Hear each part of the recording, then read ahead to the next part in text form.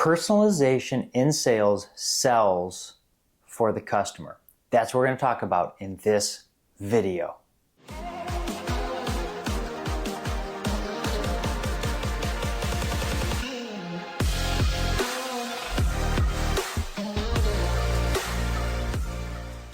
Now, before we get into it, please like, share, subscribe. Help me get more reach to help more salespeople.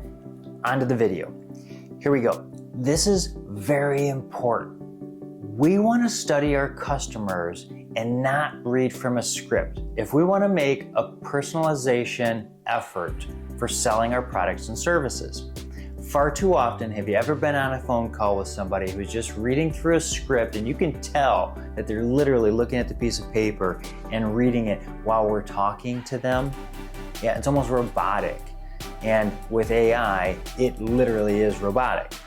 So what we need to do as salespeople is understand our customer as best we can. It starts with asking questions in the sales process, but we can actually do research beforehand.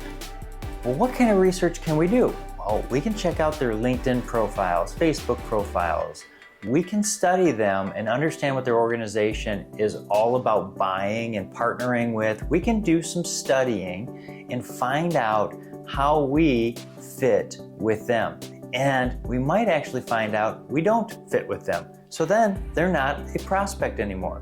We want to make sure we're partnering with the right kind of customers for us. If we don't, we're going to end up having a rough relationship with them and things are not going to match up. And it's going to be like gear mesh. We want stuff to fit in like this, but if it doesn't, it sits grinding on it.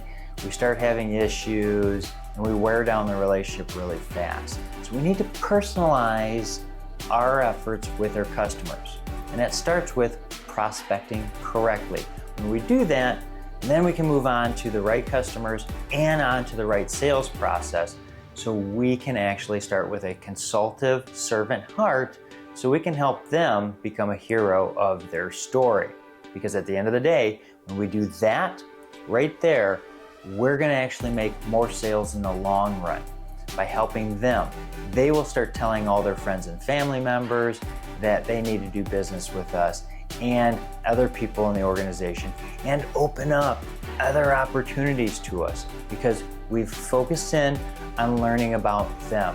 So do the due diligence, then start asking questions when we're sitting in the room with them to understand them completely so we can make more sales.